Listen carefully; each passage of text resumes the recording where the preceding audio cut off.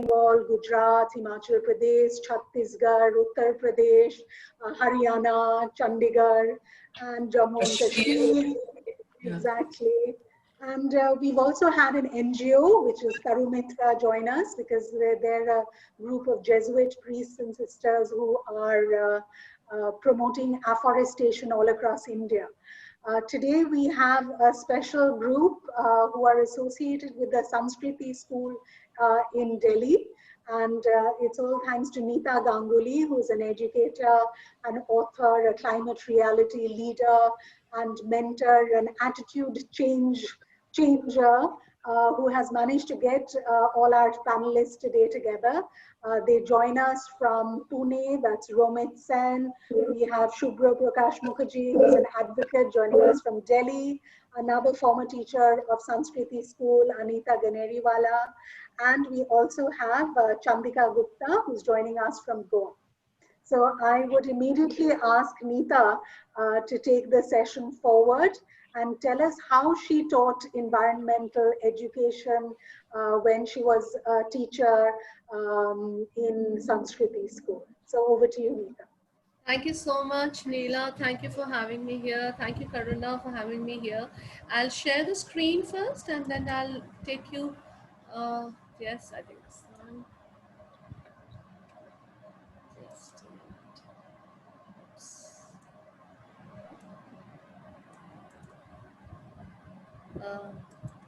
Can you all see it?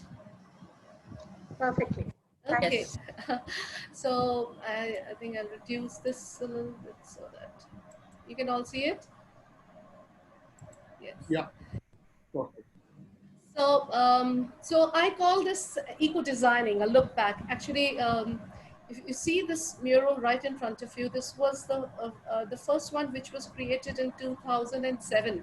This was for our 350.org festival, which was an inter-school festival we started organizing, after 7 years. And you can see the children over there in the end, they're making the mural. So I'm using this slide after 13 years. So when I was looking back, I actually found this. I said, I must start with this. This is something very close to my heart. And when I joined Sanskriti school in around March 2000, and that time the building was partially constructed, the senior wing was still not made. And we were having a little, get together with the teachers, and Mrs. Gauri Ishwaran, she was the principal at that time, and she said, we are going to celebrate the 30th anniversary of Earth Day. So why don't you give us suggestion what to do? And so everyone gave, and I also gave my own suggestion. And I get a little excited when I have to talk about environment. And I think maybe she saw that excitement and she said, okay, Neeta, you're going to become the head of the department for the environment. So she gave me a lab. Like we have the physics, chemistry, biology lab. She said, this is your lab. I said, okay, what is this lab I'm going to do? She said, you're going to create an environment lab. So this was totally a new concept we had, and I said, okay, fine. She says, fun is no problem, and you just say what you want, and we are going to put it in your lab. But since it was an environment lab, I didn't want to, there's no point buying something from the market and putting it. I thought, well, this has to do something with the environment, so it needs to be environment friendly. So I was a little cautious about what I'm going to put into the lab. Well, in today's scenario, if you see, you can have a lab anywhere. You don't need a huge lab. You can have an indoor lab, you can have an outdoor lab. I mean, right now I'm in Mumbai after my husband's retirement. I have my kitchen that is a lab. So you can even have a kitchen that is a lab, And so it's not this, you just need a space somewhere where you can actually use your creativity and try to do activities which can actually make a difference to the environment. And that's what I thought about my lab should be. It should be something which should make a difference. Well, I feel very strongly about this, that in the living world, if you see, the rules of the living world is very clear. Somebody's waste becomes somebody's food. A poison for somebody becomes potion for somebody. And in the living world, they do not have anything known as a landfill. like a wasteful landfill, which we have it in our world. So if you talk about the human world, in the human world, we are always taking, we are making, we are using, we're disposing. We have a very wasteful attitude towards the environment, and this is something which needs to change, and that's why I wanted to bring it in the lab. And when I was a child, my father used to say something, you know, habit is something which once it is formed, it never goes. If you see the spelling of habit, it's Habit. H, if you remove, a bit remains. A, you remove, bit remains. B, you remove, it remains. If you remove I, still a cup of tea remains. And by the time you remove that tea, you don't remain. So that's why I wanted to have a lab which did not have anything where I could form a habit, but habit of what? Eco-responsible behavior. I wanted the children to have that habit. I wanted them to be aware about their surroundings. I wanted them to be sensitive about small little things. Even when a new leaf comes out, you know, they should be sensitive that this is a new leaf. They should have the knowledge, the understanding, the attitude, the empathy, and should be motivated for the cause of saving the environment, because this is where we live. We don't have another planet where we can just leave this and say, okay, we are moving. We can't. This is our home. This is the home that we all share. So I wanted to develop that attitude. So that's the lab I wanted to do. So I always believe that nature is the best teacher. And Mrs. Ishwan used to send me a whole lot of books. You know, she says, Nita, you can use this book or this book. I said, no, I don't want to have any books, because children are already pressurized with so many subjects. Whenever they see a book, they always associate it with examination. They have to give an exam. But I wanted to create an environmental lab which was integrated into the regular curriculum. So we made sure that every class had a timetable which had an EVS period. So it was there in the EVS period. This couldn't have happened without Mrs. Ishwaran, because she was actually the pillar behind the whole thing. She was the one who supported me. Anything I wanted, I didn't have to ask. I just told her and she allowed me to do it. So I had so much of, courage and so much of confidence to make changes because I had a principal like Mrs. Ishwaran. So yes, we integrated totally into the curriculum, and I did it in such a way that no matter what the subject is, there is something, it is all subjects are correlated with the environment. So I made sure the syllabus was made in such a way that it was correlated to the subject matter which is taught in the class, and which was done beautifully by Anita in the primary section. And then I created my own syllabus too. Now the syllabus I created was out of the environment days. I mean, this is there with us. You Google and you find every month there is some environment day we are celebrating. The whole year's calendar is in front of you. So I created my syllabus looking at the environment days, and I made my program accordingly. I also looked at the festivals. India has a lot of festivals, and we have so many things that we do in the festivals. Like this was a ninth standard used to go for the anti-cracker march. Now, when we talk about the anti-cracker march, it was not only the march. It's not say no to cracker, which was important, but who are making those crackers? And I used to make a point to make the children understand, the children, that you're going to go out for this march, but remember they are children. And there are children who are making those crackers, and I should play a game with them, and I used to say, okay, tell me, I have a job offer for you, and to know exactly whether you're suitable for this job or not, show me your fingers. And the children used to show me their fingers, and I said, no, you're not, you can't be taken, you can't be, you're not eligible, you're not eligible. So the children used to get frustrated, and they say, what are you talking about? What is this job? I said, this is a job of, I need those children who have those fine, small, tiny, thin fingers, because you have to fill in the gunpowder in the ladis, you know, which we blow it up in seconds. They have to fill up the masala in this. So if you have thick fingers like me, then you are not eligible for this job. And they used to get shocked. I mean, they said, what are you talking about? Yes. And that's what I used to go from there. So from after talking to them about child labor, then we used to go out and take them. We used to do these marches outside. So this march is a fantastic thing. The children love to go out. But what is the thought process behind it? That is what was brought in and was taught to the children.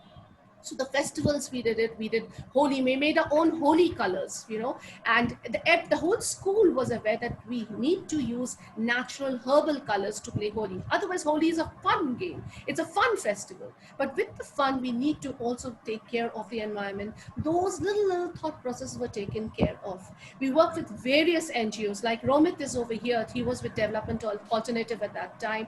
And we did various projects with them. The whole composting that we started, it started with actually Development Alternative. He got me introduced to somebody known as Gopal Sane, and we started this bioenzymes and we started doing the composting. So everything that I brought into my school were thanks to the different NGOs who helped me to, you know, to educate me, to tell me about what this process is. And if I felt that, yes, this is something which I feel is really good for the environment, then only I used to accept it. And then I used to, you know, bring it out to the children, and they knew about it. So little by little, I taught the children. It was like I say, it's like a homeopathic dose. You know, you give them little by little. So it's like homeopathic dose. You know, it shows its effect, but it definitely takes out the disease from its roots. And that's how I concentrated on it. And then we built different clubs. Children had different interests. So depending on different interests, I had various clubs. So my role as a teacher was only a facilitator. Whatever the child required to spread the message about their club, I only facilitated them. I never dictated them. I did not tell them the do's and the don'ts. Of course, there were do's and don'ts, but I provided them so they are comfortable in their own space, and that's what we did. We definitely had the Eco Club, which was run by the Department of Environment, Delhi government.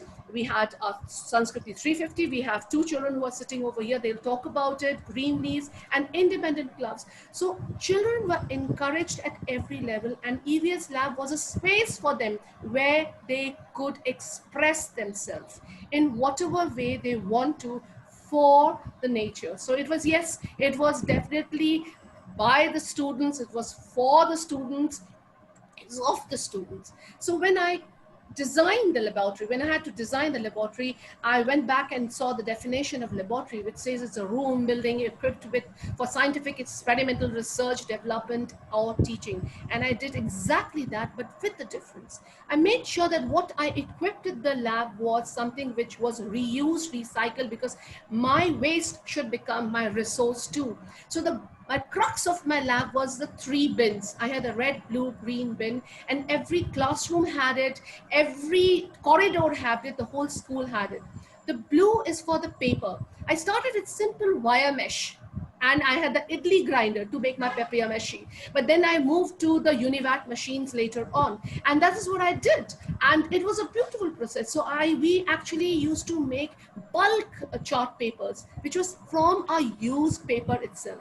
And children use that chart paper to express themselves. There is no point writing "Save the Tree" on a virgin, chart paper, because the chart paper is coming from the tree only after cutting a tree. It has no meaning to have such posters. So I made sure when the children had the posters, they made the posters, it was meaningful. But with what were they painting? That was also taken care of. We made sure there was no mongoose hair, because there's no point painting and say save the animal, save the planet, if you're already you're killing mongoose to make you paint with those beautiful, wonderful colors. So we introduced the concept of the artificial brush. Even papers, anything which was wasteful, which was used in the lab.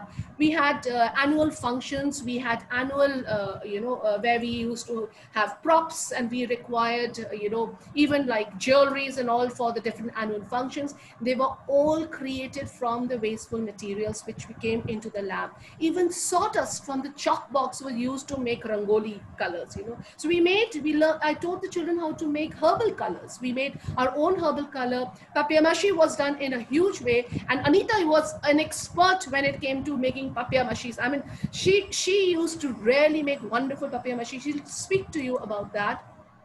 even the canteen. Canteen is a hub where the children love to visit. But what are we using in the canteen? So we made sure everything changed into stainless steel, and the usables and the reusables, what we used were, we replaced all the thermocols. We changed the drinks. We removed the Coca-Cola and the Pepsi bottles, and we got the local glass bottle drinks. We used pattals, and we went totally into composting, which was thanks to DA, who introduced us about composting. So the pit was built just behind the canteen, so that there's no excuse that hum kachra kahan fekenge. Every wet waste from each classroom, from every staff room, from the canteen was collected and was composted. There was no mixing of waste which was taking place in our school. Not only that, if you see Sanskriti school, it's built in the ridge. There used to be a ridge over there. So we actually broke a part of our school and it was devoted to rebuild the ridge. The whole concept of dry garden was brought in with a huge patch.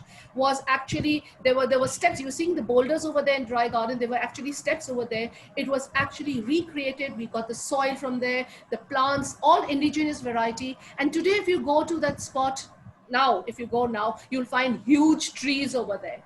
We also brought in the concept of drip irrigation by matkas, and so the trees, because it was a new school, we were planting, but we did not use hose pipe to water our garden. We used the matka drip irrigation. So little things. These were the equipments, the apparatus, the lab used, so that, and the school grew with it. The water bodies were taken care. We did the water testing regularly. We even got a loom for ourselves to weave our plastic bags, the poly bags. So we were conscious in that level that every waste which is generated inside the school premises is going to be reused first before it is sent for recycling. And for renewable energy, we bought this parabolic solar dish, and it was fantastic. Children used to cook over there. And Delhi winters are quite severe. So obviously most of the work, if you see, requires where we need to work with water. So since it was severe winters, that was a time, 2 months from December to January, say beginning of February, we used to have film festivals. And that was the time junior, senior, all used to be exposed to meaningful environment films. I remember we were showing the Mike Pandey's film, that is Shores of Silence, where when he made a film about the whale sharks, which were in the coast of Gujarat, and tsunami had just happened, So this was, and then we used to keep a chart paper over there and ask the children to write their comments. And it was a junior school student from class 4 who wrote a very stunning comment, and he wrote in bold letters that tsunami was actually a slap to mankind. I mean, that really struck me. I said, the children are aware, are very much aware, no matter whether they're senior or junior, they're all very aware as to what is happening and what we need to do. Outreach was also there. Yes, we outreach outside other people. So you see, the waste management in the school was something which we were all very proud of. And it started in 2002 with Ravi.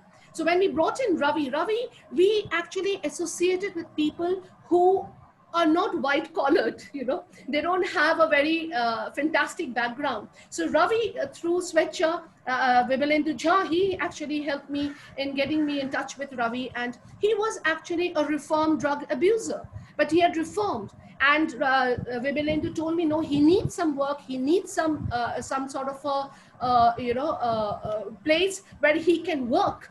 So we don't want him to go back. And of course, with Mrs. Ishwaran's say, we agreed, and he did a fantastic job when it came to lifting the paper. And Kaptan Saab, you see over there in 2004, he was in the security guard, and due to some reason, the security guard, the contract was given to somebody else. But this guy was a very sincere security guard, and Mrs. Ishwaran saw this guy has got a caliber, but we had to employ him. So we actually created this post where he was made in charge of all the biodegradable waste in the school. And I mean, nobody could pass him. He was so particular about segregation of waste. Abdul is a wonderful story, came to us in 2006, and Chintan helped me. for that. And this boy used to roam the street of Chanakyapuri holding that white bag. You've seen rap pickers holding that white bag. And he used to roam the street for 10 hours to fill up that bag, because these children cannot sell anything unless that bag weighs 60 kg. So how did we make a difference? This is not a charity. This was a totally a mutualism where we had a pact with him. He came to us when he was only 14, and he had even cigarette burn marks on his hand, you know, when he came to me. And his task was that in the morning he will go to school, and by 4 o'clock he will come to my school. So 2:30 the school gets over. By 4 all the segregation of waste have taken place, all the rooms, the classrooms have been cleaned up, all the garbage has been, you know, bagged in the dustbins. All he had to do is sort a little bit. It used to take him about an hour or two, sort it, bag it, and sell it. And so we had one teacher, and who was there, who used to take care and make sure that he went to school. So when I used to ask Abdul, you know, and Abdul became friendly with all the students, and I used to ask Abdul, Abdul, tu bada hoke kya banega? He said, मैं बड़ा होके पढ़ा लिखा कबाड़ी वाला बनूंगा. And when we were posted in Lucknow, and that's the time I got a call from him, and he told me that he's a driver. So we did make a difference, because somehow it brought in a lot of confidence, and he could look ahead because of his education.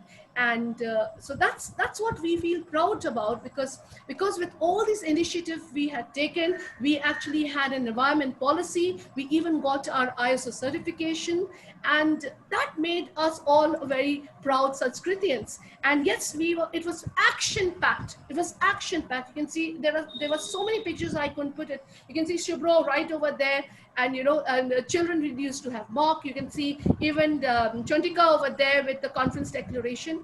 I'll share a short film which was made on Sanskriti School by my friend Ishani. So here, just enjoy this film. Oh, sorry, just a minute. I have to, what happened? It's not playing? Yes.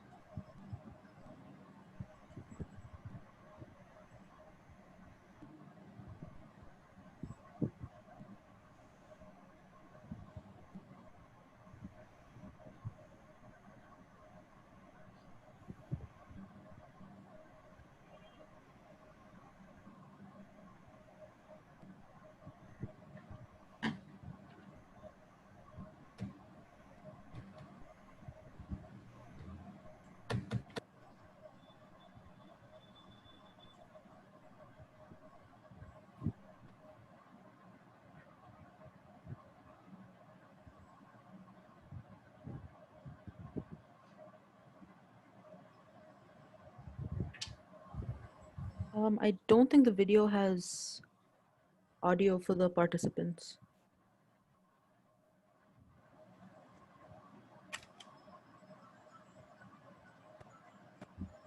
You didn't hear anything? No, I don't think the participants heard anything.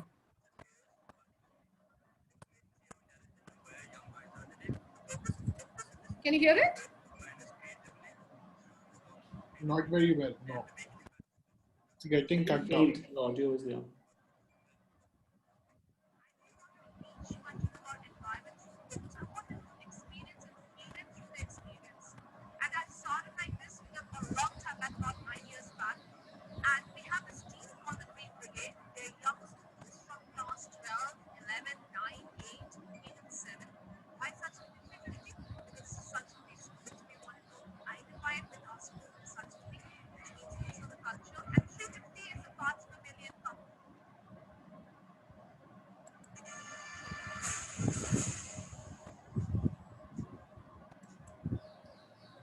I think, were you able to hear the?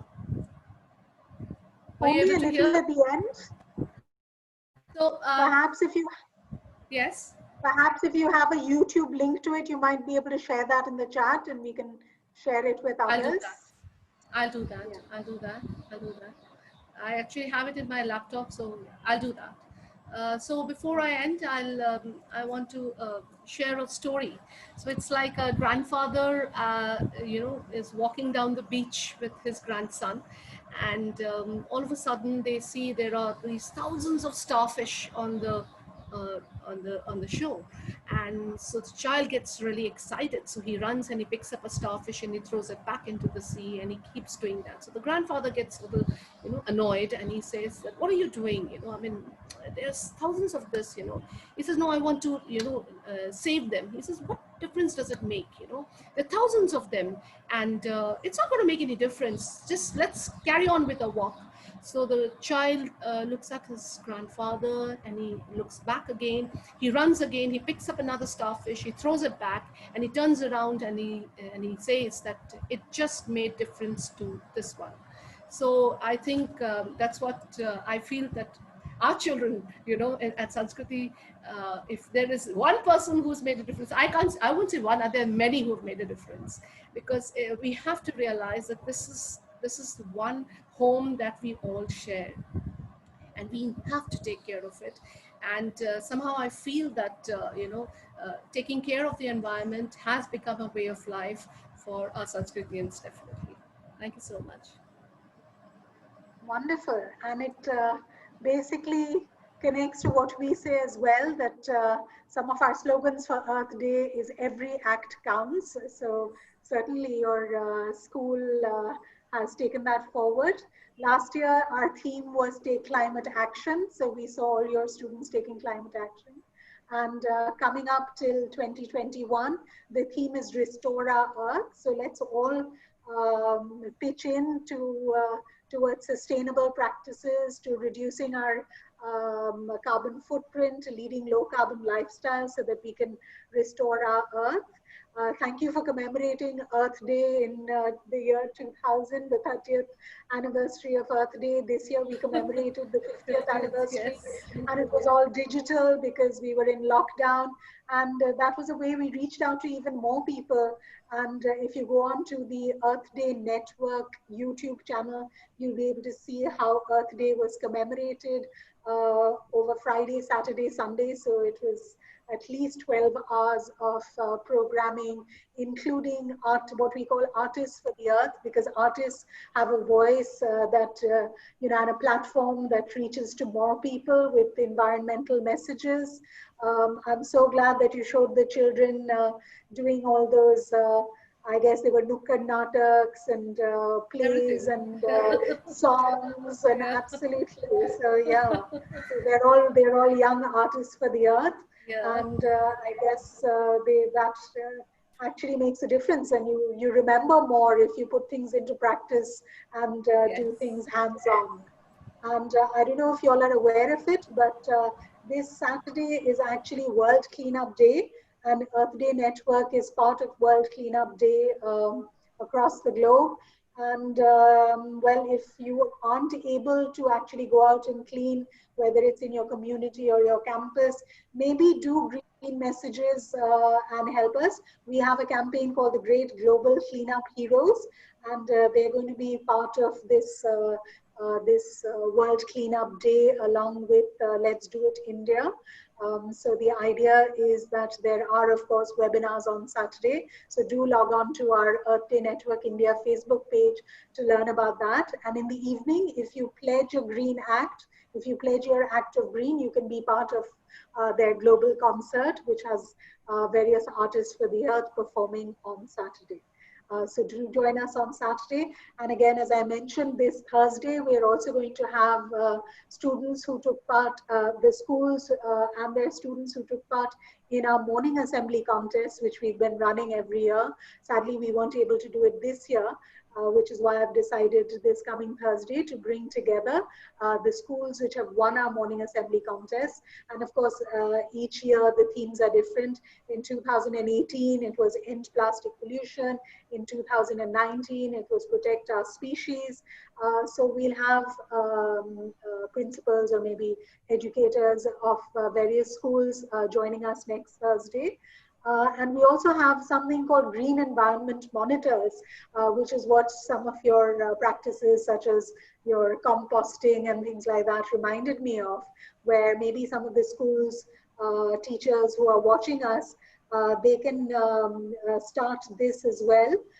In not just having a class monitor, but having what we call GEMS, Green Environment Monitors, who will take forward all those solutions and sustainable practices you suggested, such as ending plastic pollution in the canteens, having a compost pit, maybe doing rainwater harvesting, or even going solar. So I hope all the teachers who have logged on to our various webinars, if they want to write to us, we can definitely connect them to other resource persons, as well as send our links. I'm going to ask my colleague to put across some of the links to our ebooks, which have sustainable solutions, some from the students themselves. We have, they're called Pathways to Green Cities and Pathways to Green India. And we have a number of them. So Monadeep is going to put them on in the chat box so that you can download them. They're also on our earthday.org website, which is our international website. So if you'd like to go to the India page, you will have access to all these resources, which are free and online for everyone. So now I'd like to ask Anita Ganeriwal, who's also a former Sanskriti science teacher, but she was a science teacher in the junior section. So how did she motivate the students? We've heard about the papier-mâché and things like that, but let's hear more about what was done to encourage the students.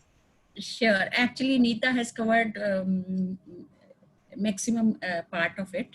And few, I will just add few, and I'll take 5 minutes more, maybe less than that. But actually, the ultimate goal of EVS education can be achieved by action. This is the main thing. And action to understand, improve, and develop an attitude for protection of the environment.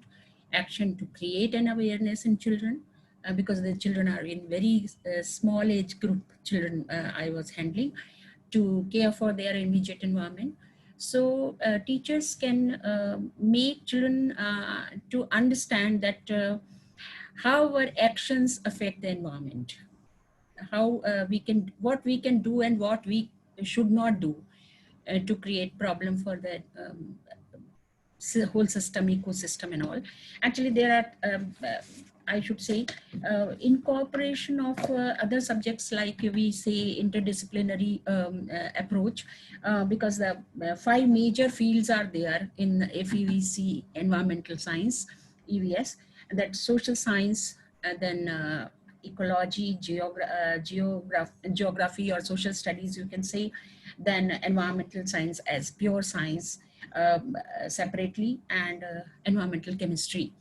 So what Neeta was mentioning, because in junior school, children used to come to me for the EVS once a week. Each section was given in their curricular syllabus timetable, formal timetable.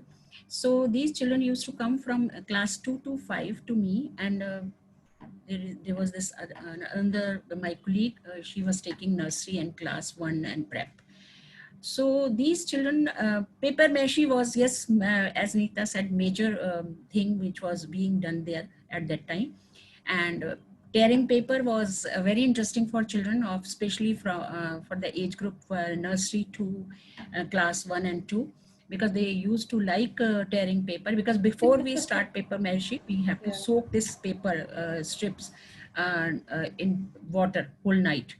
So paper tearing used to be done, and during that paper tearing session, I used to tell them good stories so that they can listen, and then they keep doing their work. And in the same way, we used to make handmade paper by using this paper mashed paper. They used to go into the sun outside the lab. Each individually wanted to make a paper, of course small size, because in junior school we have the frame of small size for smaller children. So, and they next day they especially used to come to the EVS lab in their free period to see how much the paper has dried up or not in the sun, or somebody has spoiled it or not, and then like this. Then there was this huge, very big solar cooker was provided to us, and children used to do solar cooking in that. And the idea was to, so that they can get some awareness about the energy conservation. And we at that time we used to, I used to put water before my class, so that it doesn't take much time, and in half an hour period I can show them some result of cooking. So that boiling water I used to show them, and then I used to put, at that time I used to put the Maggie in that, and they used to cook that Maggie, and then they used to, my God, they used to get crazy to eat that Maggie cooked in solar cooker. And I took that opportunity at that time. I used to take this opportunity to explain them that this Maggie is okay, you have cooked it in solar cooker and all right, very good. But instead of this cooking Maggie, because we cooked Maggie because of the less time we have in class, but otherwise Maggie is not good for health, eating like this. So you should, and I used to show them by some Maggie pieces in my hand, that it is so sticky, it gets, you don't get any fiber in that. So you should put some vegetables when you want to have Maggie in that way. So simultaneously, two things I used to do. Solar cooker, one thing, and means energy conservation, and the second thing about the good food habits. Then there was this, I will tell you one very good activity I used to do with class 2, because it was, as I told you, that the science or the social study syllabus was also incorporated sometimes. I used to do science experiments also there. So class 2, my colleagues from class 2, they told me that we have a chapter in which children have to talk about the journey of wheat from field to the dining table. So so they asked me, ma'am, what you can do in this, how you can help us in this chapter. I said, okay, fine. So I used to show them the wheat grain in my, when they used to come for the EVS lab, class 2 children, 2 grade, and wheat, then flour, and then I used to make a dough with water and make chapati in front of them to show them that this is the step. These are the all steps, then how the farmers, and so much effort is being done here, starting from the field by farmer, then flour, making flour in the flour mill or anywhere, and then finally it comes to your table for your, as your food. So you should not waste food like this. So I used to connect these two things. In this way, to make, because it is very, very important for young children, these young children to design my activities in such a way that it generates, inquisitiveness in them and interest in them. Otherwise, class 2, class 3, these children, they will never understand this, that what is environment, how it is important, and all those things, because we have to start from a scratch at that level. Yes, older children can understand the global warming and carbon footprinting and everything, but these children are very small. So, and we used to write poems on issues related to planets and wild animals, and showing them, as Nita told me, that was the favorite of, actually, of my all children at that time, the film session. And watching videos, going to the senior section, watching videos. Prakash used to put nice videos related to wildlife. So in this way, it used to be action-packed classroom, because as I told, that EVS is actually, I can put it in this way, that EVS education is actually should be in the form of educating children, and it is not in the form of literacy. So because it is a way of thinking. You have to change their way of thinking, taking things and make them responsible, so that they can take responsibility of their actions and their the impact of their action on environment, positively or negatively. So that's all.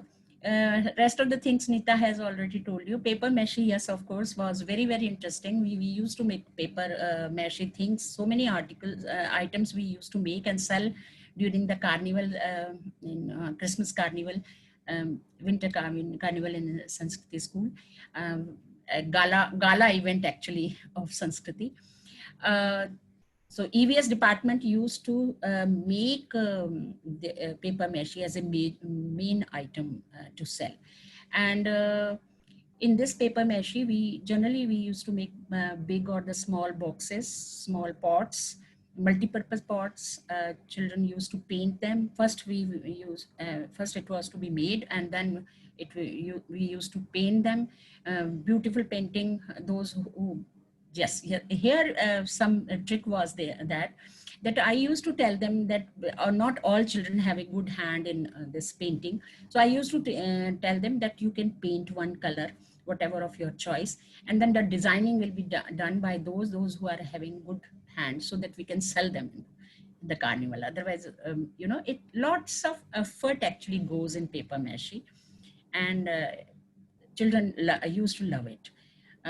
In the beginning, they used to say yak yak, because in paper mache में हम लोग pulp बनाते हैं. So the pulp then mixed with the Fevicol and fuller's earth, this multani mitti. So yes, and then the dough is made, and after that we used to have molds, and after selecting molds and then paper mache.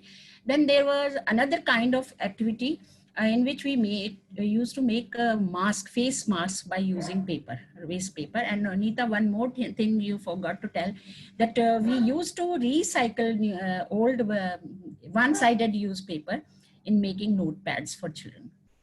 And so this one-sided newspaper, yeah, one-sided if I start paper giving everything, then we'll take 2 hours. There was whole yes. I know. Time is I know. Yes, I understand. I anyway exceeded. So it used to be very fun activity, fun period, fun something which children love to enjoy at that time, and everybody wanted to do work. मैं करूँगी, like that. And because if you will start doing paper pen and something like that in the EVS class, then it will become, you know, difficult for its younger children to get them involved. So main thing is action, as Nita said, outside EVS lab or inside EVS lab, but it has to be done by action. That's it. Absolutely. And we call them acts of green. And especially in this lockdown, we started asking people for DIYs of their acts of green. So if you log on to our Earth Day Network India YouTube channel, you'll be able to see some of the videos made by students, whether they're making seed balls or whether they're making even beauty products, natural beauty products. Wow. So there are a number of DIYs made by the students of various schools from all across India. So it's very interesting to see. So let me now ask Chandika, who's an ex-student of Sanskriti, what she remembers of her classes, and she herself now is based in Goa, and she's a research associate and a communications manager at Tandem. So do let us know what that is all about and how you are doing Sustainable Goa initiative. So let's hear about Samskriti first, and then we'll go on to what else you're doing. Okay. Hi. Am I audible? Yes.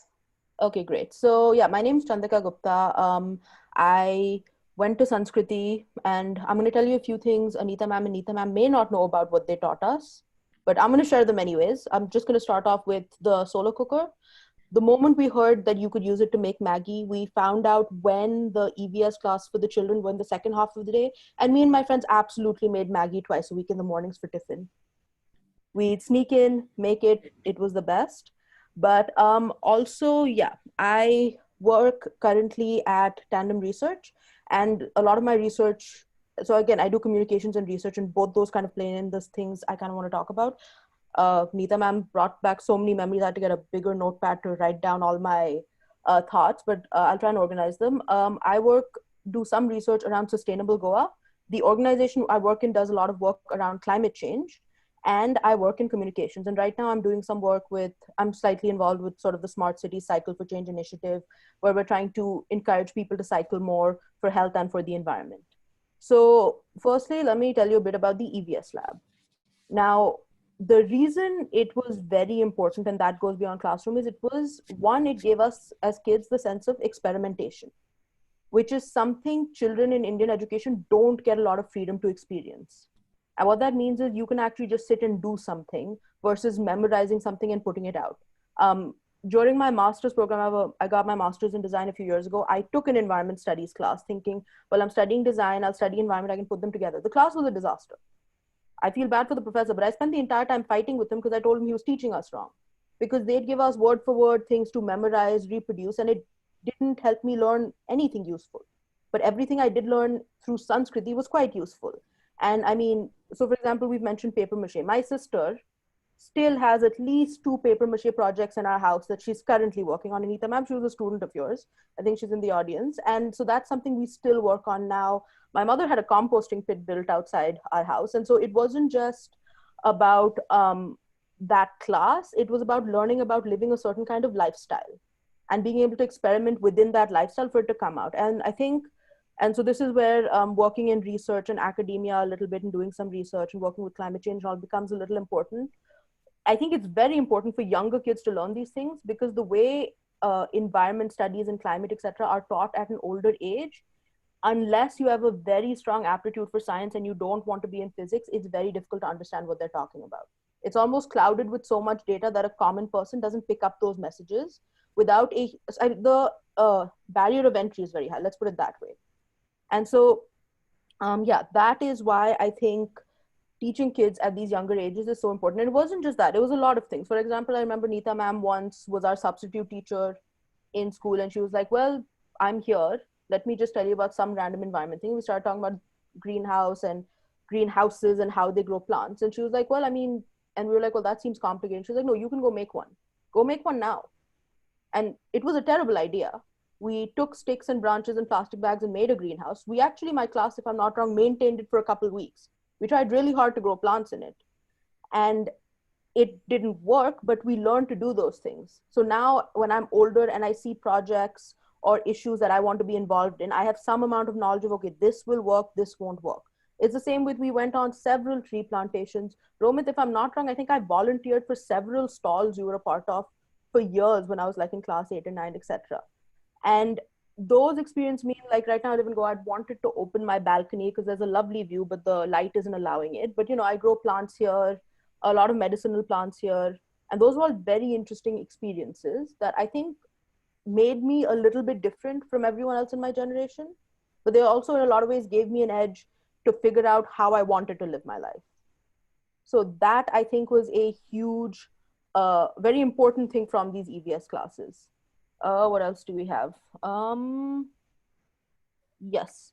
So the second thing I think, which I think was actually a very huge deal, was the Abdul program, which it was a very So, okay, so like, I'll tell you a little bit more about myself. I have dyslexia and ADHD, so I wasn't the best student. And EVS was a place where I could kind of be a decent student and not, because, you know, Indian academics, all of that. The Abdul program was a very interesting experience because, you know, you see and you hear adults talk about these things, but you don't experience it. You know, like kids in a lot of Indian schools don't, unless they're from those circumstances where education is slightly more difficult and they're dealing with it directly, don't get exposed to a lot of issues these other kids were dealing with. And I remember we went with Abdul to a lot of places to sort of showcase. And I remember there was another girl we were also helping.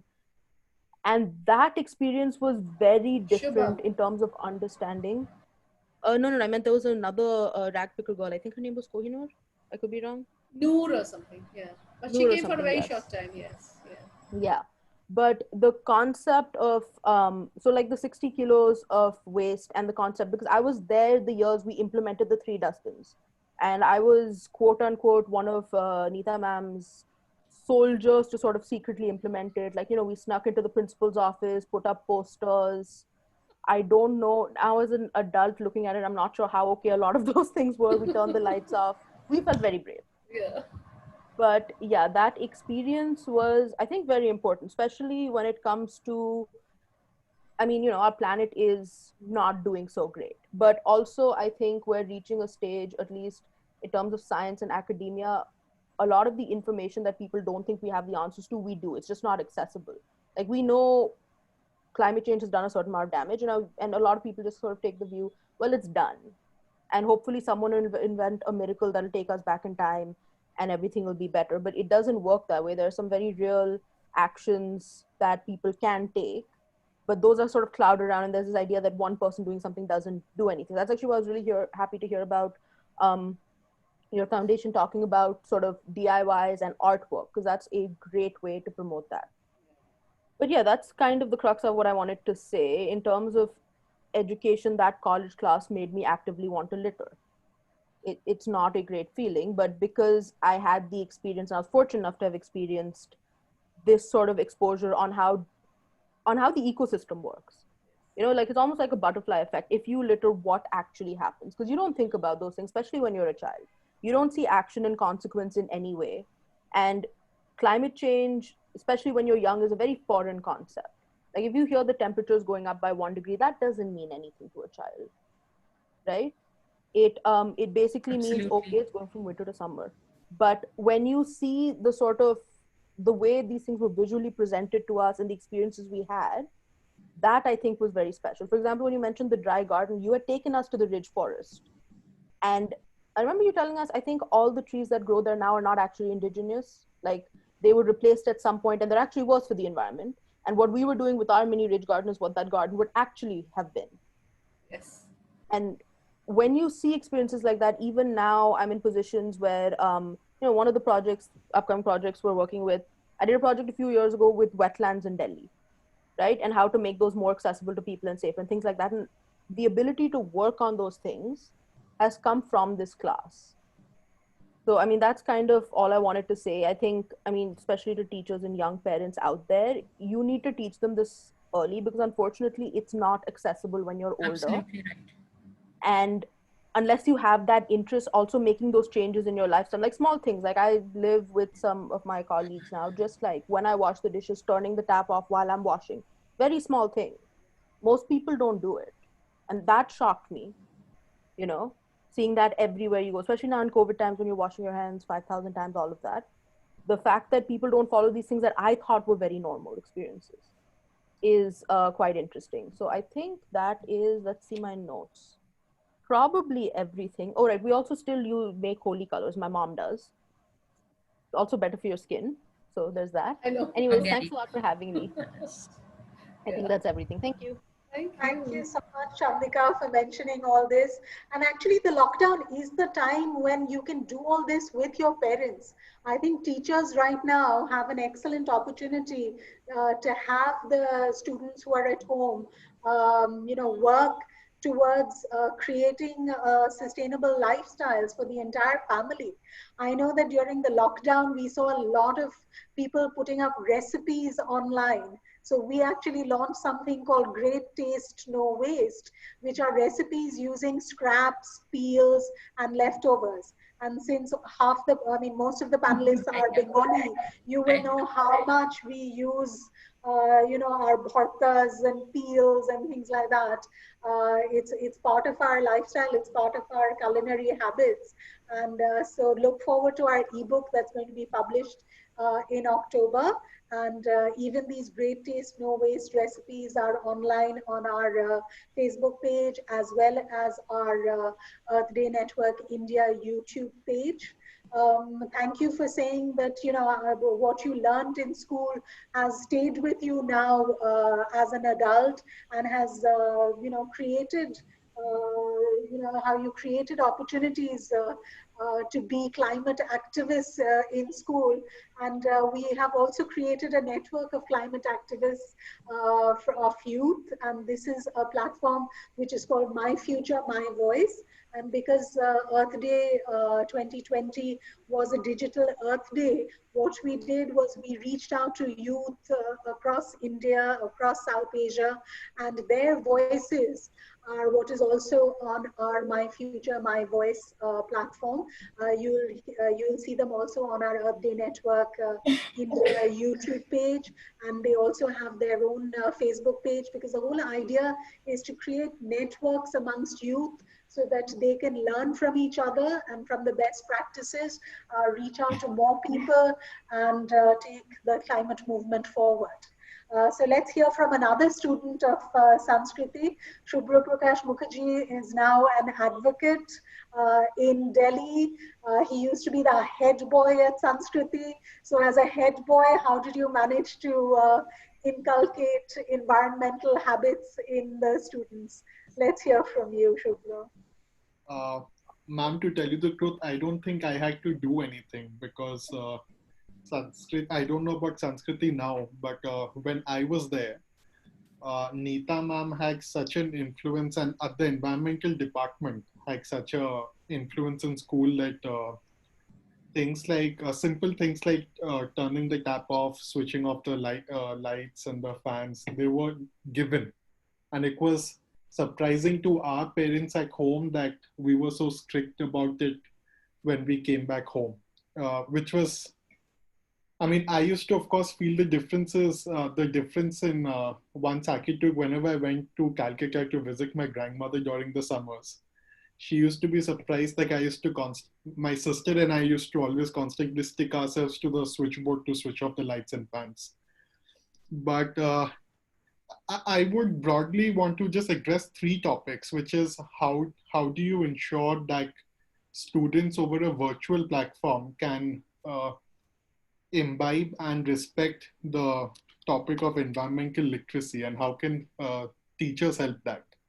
So out of the three, the first example would be of Sanskritis. I just make a list of things that happened in my life due to the EVS lab. And these would be Holi celebrations, will not do it with artificial colors.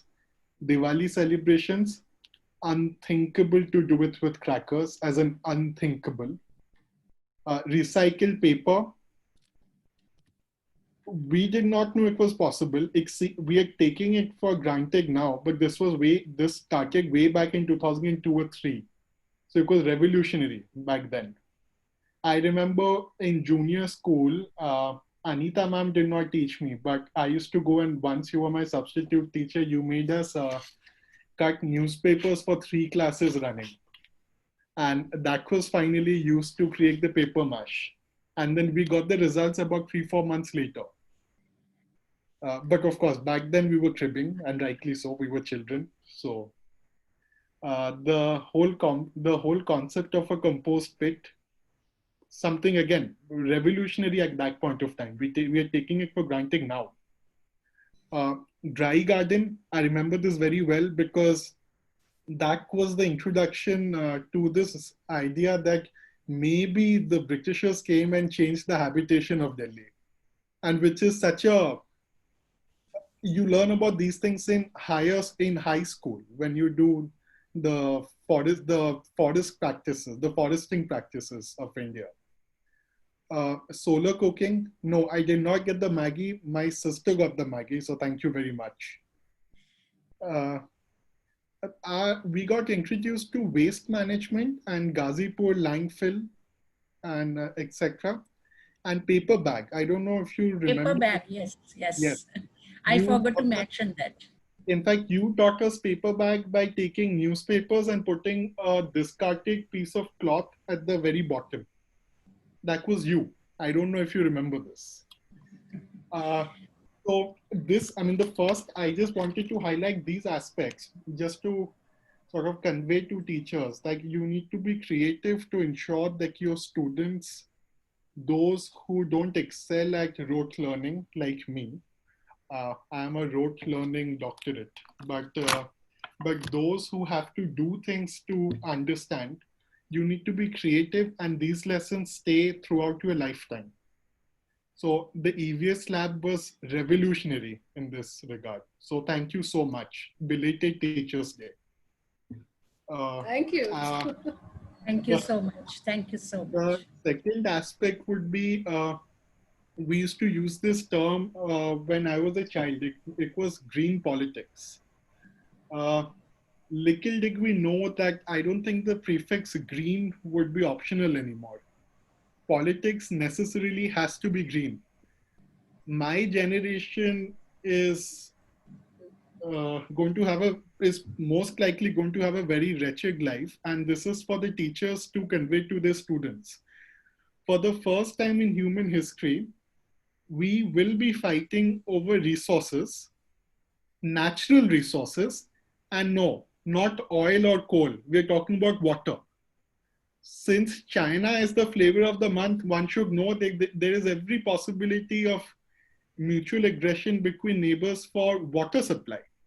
It's already happening along the China border because of the Brahmaputra flow. Bangladesh is complaining that they are actually having refugees cross over to West Bengal and other bordering states because the Farakka barrage is not giving them enough water. I mean, we often hear of Somali pirates, but it's actually like every conflict, it too has a resource dimension, and resource necessarily means natural resource and hence environmental literacy, because we need to start getting trained to think along those lines. The Somali pirates are overwhelmingly fishermen who now can't find fish. I mean, to put it, this is the Somali pirate crisis for dummies, like for myself.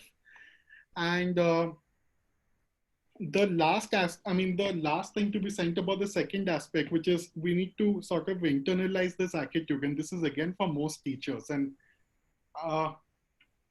if the preservation of your natural resources does not constitute national security or even international security, what does? To put it simply. Thirdly, another activity that maybe students could perform, and this is something that as lawyers we often have to defend in, let's say, the fora like the National Green Tribunal. You have to show a very bona fide exercise called an environmental impact assessment. So why not start doing an EIA, environmental impact assessment, for ourselves in our daily lives and compare it with somebody who doesn't live in the same state or the same country. I mean, cutting across a socio-cultural boundary. So these would be my 3 remarks. Thank you. Thank you so much, Shubhro. You've actually reminded me of something else that was launched on Earth Day. It's called Earth Challenge 2020. And I would ask all of you with smartphones to download that. There are 3 apps in it. One is all about air quality, which I know is a huge problem in Delhi in the winters. You take a screenshot of the horizon, and that'll tell people what the air quality index is. And then there's also a plastic app. And basically, if you're outside, whenever you go outside, if you take pictures of the trash around you, it'll give us an idea of what the global trends in plastic pollution are.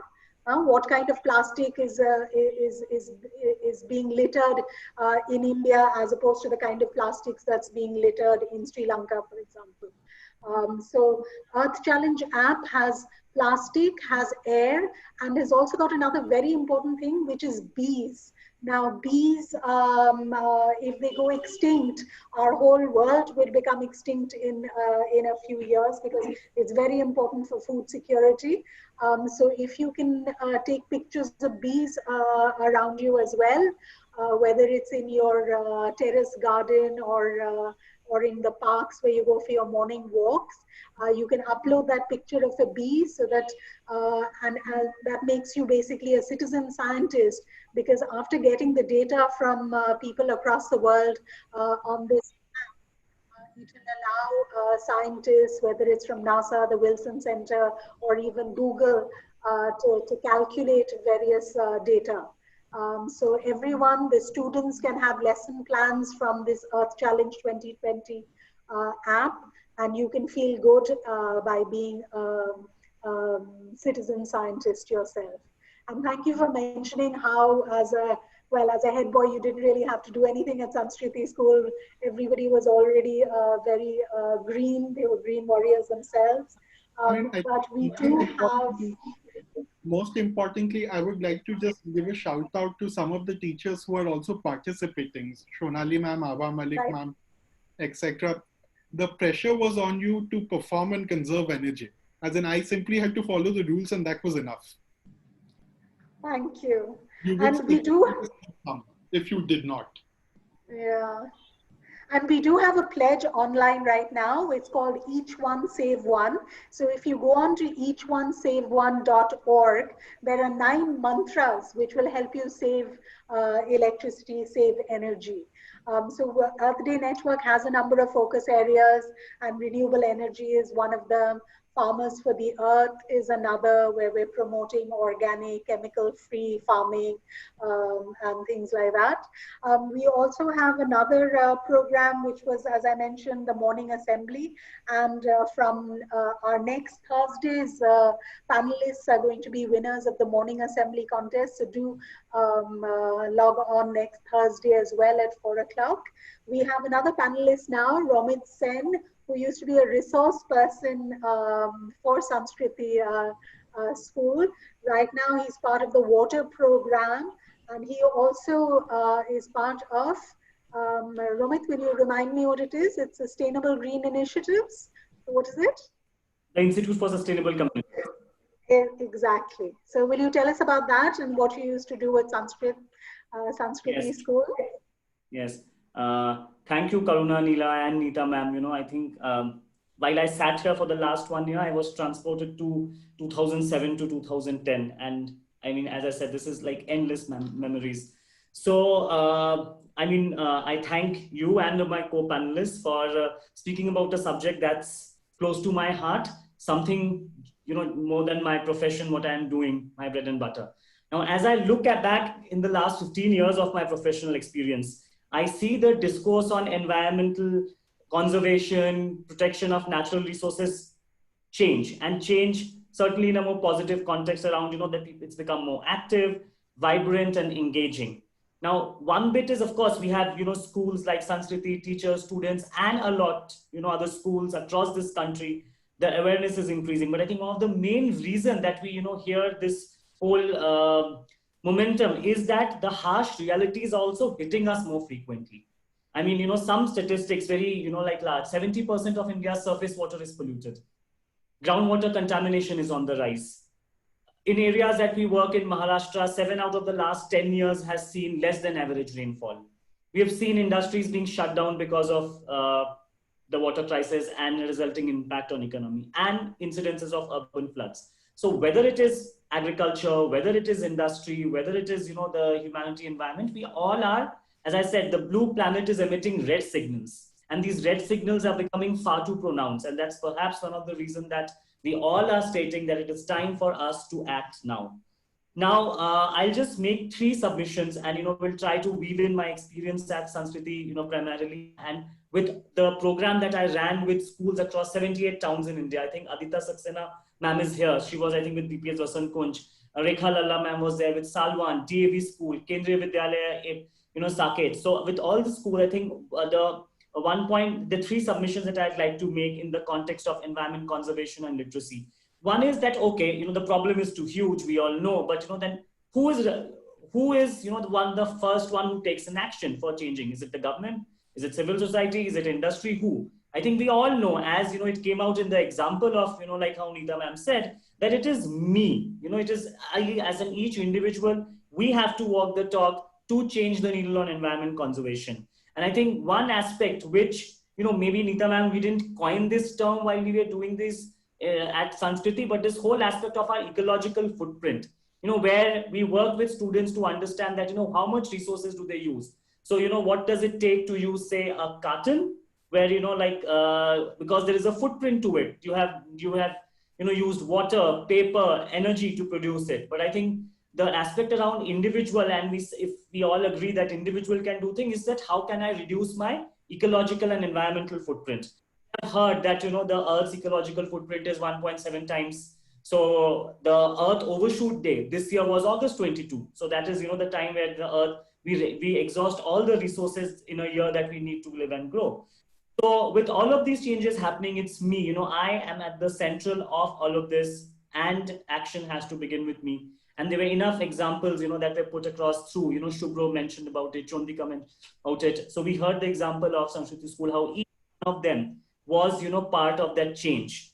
The second point is around, so, okay, I have engaged, I'm an environment conscious citizen. How do I move to the aspect of engaging with my sphere of influence and engagement, which is, moving beyond myself, my family, my communities, the people, the associations that I engage with. So while awareness is important, it is, and Anita ma'am did mention about it, we have to move beyond awareness, and engaging students, communities for environmental literacy, I think, has to have 4 aspects. One is assessment. And something that, we did as part of our program was regular air and water quality monitoring. In this data-driven world, we need to make informed choices based on data. And if we as citizens had a role in collecting that data, nothing better than that. The second is, of course, awareness. You use that data and information for generating awareness. Next is around action, like actions that you take at individual and community level on water, waste, paper, energy. And last is advocacy. And I think I'll bring this whole aspect around, which also, while Neeta ma'am did mention this, is this whole importance of partnership. You heard Chintan in her speech. You heard, Swechha, you heard development alternatives. You heard Delhi government eco clubs. I'm happy, and again, this is part of, again, that flashback that's happening in my subconscious mind, is that, the whole set of schools in Delhi, we launched the Earth Charter in Delhi with the Department of Environment and presenting it to the then Chief Minister, the late Sheila Dikshit. We worked with the Forest Department in all the plantation drives. And I knew the plantation that we did with Sanskriti in 2009 was right across the ITC Moria, which was a corporate partnership. So this whole aspect of, that how you engage with your sphere of influence, partnerships with government, civil society, educational institutions, community organization, RWS, is the key, and something, which this program has, this example that we saw has shown. So while is, of course, the 4 aspects, as I said, assessment, awareness, advocacy, and action, and then, the whole aspect of partnerships, because we all know that we are all part of a larger ecosystem, but together that power of collective certainly has to drive this change. And the last thing is, the connection with our local ecosystem. I was very happy when Shubhro mentioned the landfill, Ghazipur, when Chondika mentioned about the tree plantation, which we did in Garimandu. Now, I was in Delhi for the last 20 years, and I think no conversation around environment of Delhi can be without the connection to Yamuna. And, the fact that we have 2 students here who spoke about Ghazipur, landfill, what does it mean? What is the impact of this on the environment, water, soil? Chondika, she mentioned about tree plantation in Garimandu, which is the floodplain of River Yamuna. So how do you connect these initiatives in the larger context of our local ecosystem is important. So again, as I said, the example of Delhi, no, example is complete without Yamuna, but it is a 21-kilometer river that flows, north-south on the eastern side of it. But what about the larger ecosystem of Yamuna? I'm sure a lot of the people who are in the audience have taken a walk on Lodi Garden. Do we know that the Atpula Bridge, which was basically 8 culverts, was a tributary of Yamuna? The elevated road, which takes us from Jawaharlal Nehru Stadium to the Commonwealth Games Village in 10-15 minutes, we call it Barapula Drain, but Barapula was a tributary of Yamuna. I lived in Dwarka, West Delhi, and then, when I used to take, those buses, they said, bus stop kahan hai? Nale ke part, which was like the Najafgarh Drain, but that's the Sahibi River. So, when you talk of environment, while of course individual action, very important, look at engaging with sphere of influence, assessment, awareness, advocacy, and action. But let us also connect with this larger ecosystem. For me, Central Delhi was about Connaught Place, Palika Bazaar, and Hanuman Mandir. But I never knew that there is a Agrasen Ki Bauli, which is a step well, which teaches about rainwater harvesting and conservation. So within Delhi, within the examples, I think the point that I'm making is all this has to connect to the larger ecosystem in the context of what I've been saying, that the hydrological cycle and life cycle is one. It's only when we are able to build that connect, we'll be able to, be better citizens, empowered, informed, and be doing our best. And lastly, ending with the quote of the father of the nation, that the earth, the air, the land, and the water are not an inheritance from our forefathers, but a loan from our children. As a father, I can sense, this, like my son was 1.5-year-old when he was diagnosed with bronchial asthma in Delhi. And, the fact, so we have a huge rollover to pay. We need to hand over it to them as it was, at least it was handed over to us. And as I said, it's the power of collective, and that is something that will keep us moving. And I certainly see the future very bright. We'll overcome. Thank you. Very good. Thank you so much, Ramit. You'll be delighted to know, and as Karuna mentioned earlier, our next ebook is also going to be on water. So I now request Karuna to come on. Karuna is Country Director, Earth Day Network India, as well as Regional Director for Asia.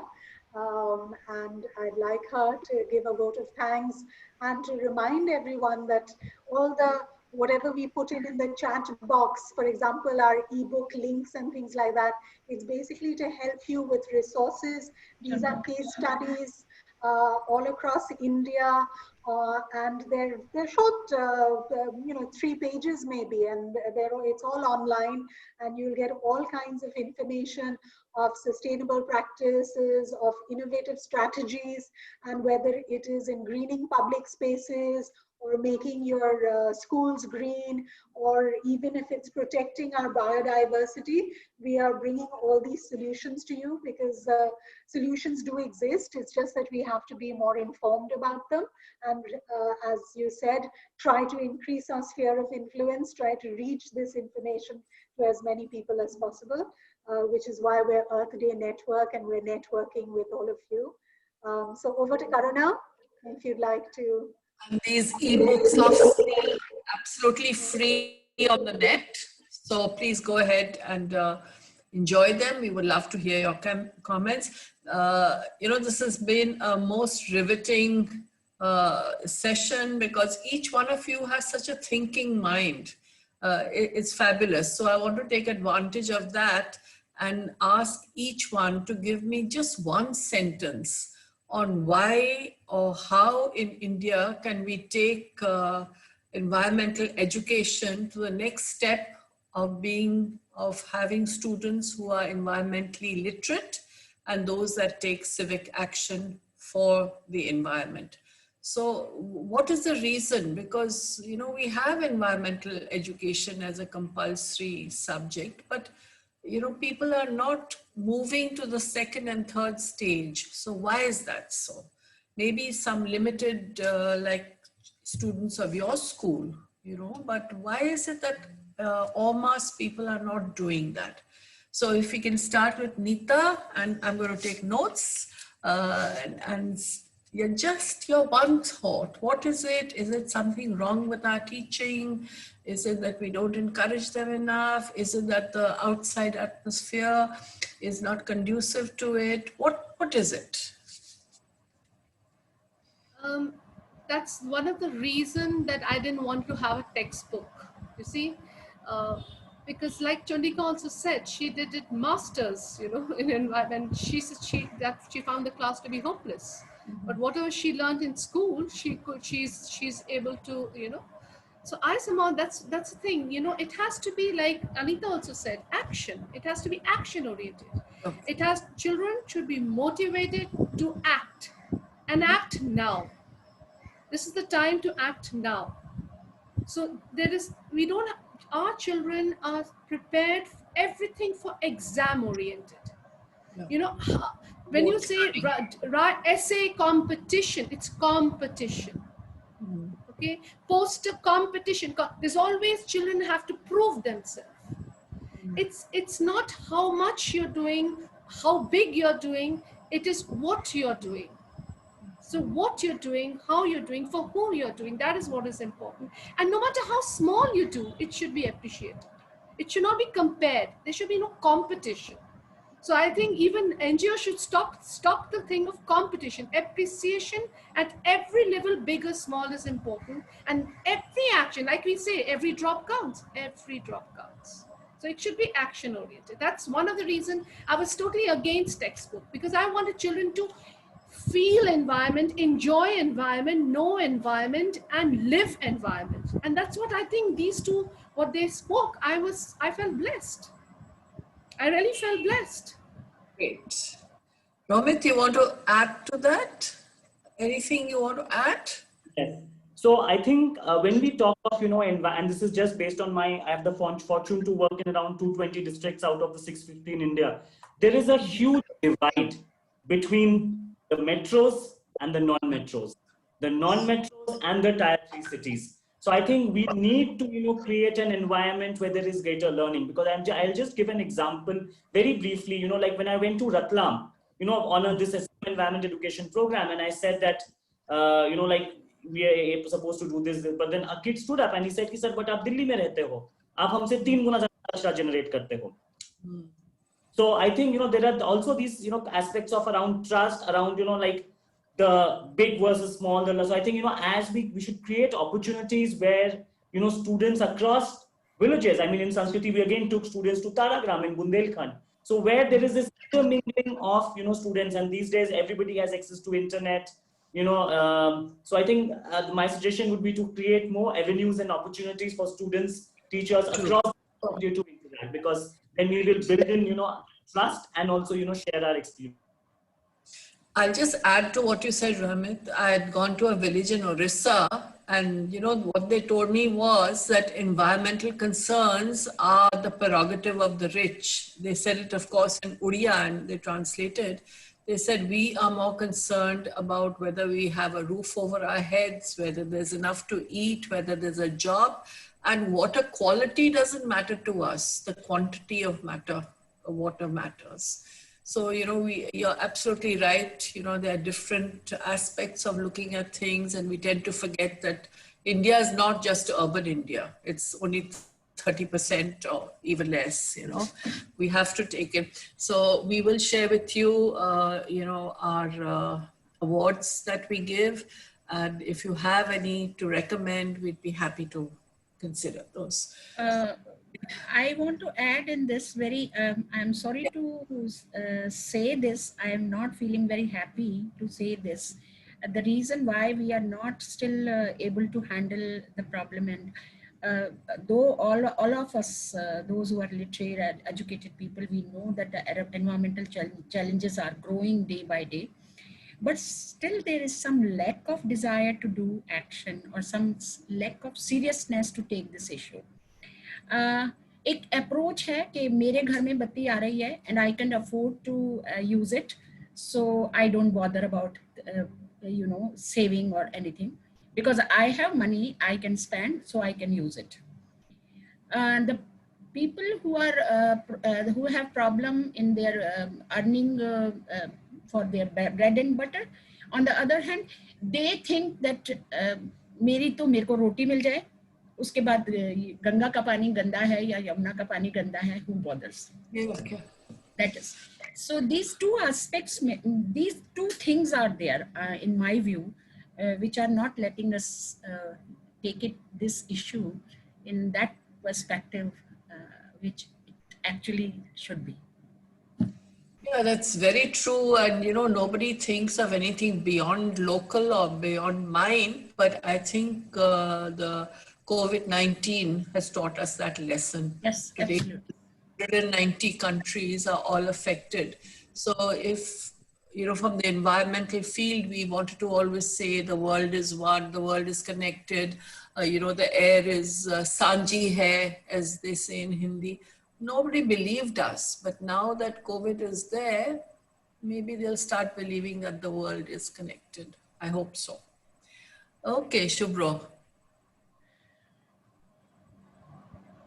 You're muted, Shubhro. Sorry. Yeah. Ma'am, I think our overpopulation coupled with poverty is really going to be and continues to be a challenge, because let's say even amongst the elitist classes, there's this fear that if we don't study, if we focus on lighter things like environment, then we won't get the big job, because the Absolutely. opportunity cost is poverty and a starvation related death, to put it very bluntly. I do think that environmental related issues are already making it into the political media. Not because we wanted to, but because it just is. Water quality, water price, clean air. I mean, at least in Delhi, I suspect these are already big issues, but elections might be fought on it. I want to be an optimist about us, because in this fight, as much as humankind wants to observe borders, environment knows no borders. I honestly hope that science comes to our rescue and we learn how to use it well, because we have already breached 350 long back. So things are not looking very good from that. That's why I keep saying that there's nothing called green politics. If politics is not green, what is? So when push comes to shove, I hope we'll discipline ourselves, stop indulging in identity politics, and get on with sustainable living. And these are not bywords anymore. Yeah.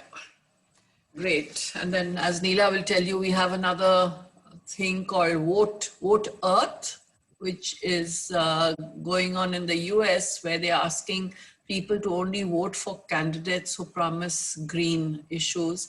But I must confess, in India, when I spoke to one or two of the politicians, they told me, Bhenji, if we talk about environmental issues, we lose the elections, because they, in the rural areas, are more interested in हमारे लड़के को नौकरी मिलेगी कि नहीं. So we do have those problems. Come on, Chandika.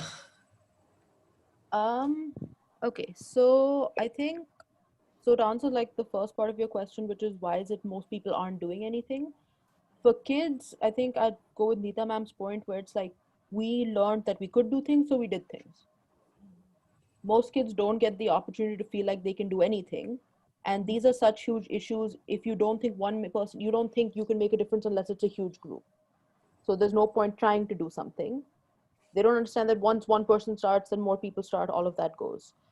On the sort of question of how to approach, and I think people talk about different perspectives. I think approaching this problem, if you're looking at an adult from somewhere versus a child, is very different. Right now, I mean, we are at a time where the internet is widely accessible in India. And I think in terms of getting young children to learn more about environment online, the most logical option to me would be finding a way to gamifying it, not with like a victory score in mind, but with a sort of team cooperative effort in mind. So say you have a school that's gamified a project and they get badges or achievements, etc. I mean, young people, India is one of the largest gaming populations. And when you look at the history of, say, video games, like the whole concept behind Pokemon was the creators liked collecting bugs and couldn't find another friend who liked doing it. So they made Pokemon, and now everyone likes doing it. And, that's big corporate, whatever. But I think at a level with a kid, if you can create, say, try making bird feeder out of a Coke bottle, and that'll earn you a badge or something you can show your friends or something you can share on social media or something. And I know this is a very, and it might be more urban facing, but I do feel like more and more people, even in villages, are getting access to smartphones. I was working in a village a couple of years ago in Udaipur, and there were all these local kids who were designing apps themselves that weren't going on the marketplace, but they were sharing within. So you'd pay 50 rupees, get an Indian fashion app. It wasn't going to Google Store or anything, but those innovations are being taken place, and I think if we can maybe help facilitate that in a language kids today understand, so those same activities, but they get something fun and shareable out of it that sort of motivates them. So as time is really over, I'm going to ask Neela to let you know we do have some, we think your thoughts, we do have some gaming devices which we have developed, and one is in the process of getting developed. Maybe you can help us with that one. We'll show it to you. I'll take just half a second here. Sure. There is one question here on the screen by Abhijit Dey. And I would like, would like Shubhro or Romit or Chandrika to answer this question on behalf of us teachers. So would you read out the question, please? Yeah. Abhijit Dey is asking the Didi, for low standard students, which method you use to pick up them? Please give me suggestion. Low standard students means maybe EWS category, or I don't know what he meant with this. I think he might be meaning those who are not academically doing well. Maybe that's what he means. Maybe that also can be. But I think that you can answer best, No, that I just wanted Shubhro, Romit or Chandrika to answer this. What they think about it. They are high standard. No, but I'm sure that they will be able to answer this question. Okay. So Shubhro, Chandrika or Romit? I just don't agree with the one. Yeah, so I think the question needs a little clarity, because I think I'm personally not, very uncomfortable with the connotation that's used, and that can be totally, unintentional. Yes, of course. Even so if we understand this as students coming from economically, not so affluent economic backgrounds, if that is, if that is the implication of that meaning, I guess, as I said, all these impacts are hitting us irrespective of, sex, color, age, community. So it's only about how you in this system of experiential learning, whether it is in a Shala in Kotha village of Kalam block in Yavatmal, or it is Sanskriti school in Dr. Radhakrishnan Marg. Absolutely. It's about experiential learning that needs to be brought about. So I just only have to Thank you, Romit. Back to you, Neela. Everyone for joining us today. As a thank you, I think I'll send you our Snakes and Ladders game. We've actually developed them keeping in mind our various themes. One was end plastic pollution, saving water, saving energy, climate change, and protecting our species. So I will send that across to all the participants as well as the panelists for joining us today. Do join us again next Thursday at 4 p.m. We are now doing these webinars twice a week on Tuesdays as well as Thursdays at 4 p.m. And do like our Facebook page, our Instagram, we're on Twitter as well, so that you know what are the other programs and campaigns that we have ongoing. Just to remind you, tomorrow, for example, is World Ozone Day. 19th September all the way up to 2nd of October is World Cleanup Day leading up to Swachh Bharat Abhiyan. So do log on and be part of all these campaigns with us.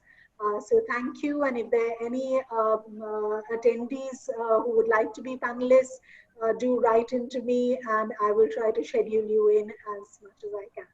Thank you so much for joining us. Thank you. Thank you, everyone. Thank you so much. Thank you. Stay safe. You too. Bye-bye. Thank you. Bye, Neeta. Bye. Bye, Chandrika. Bye, Shubhro. Thank you so much. Bye, Anita. Thanks, Neela. Nothing was, impossible for you in the EVS.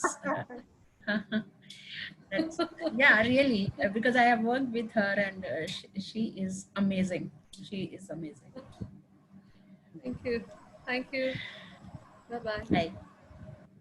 Bye.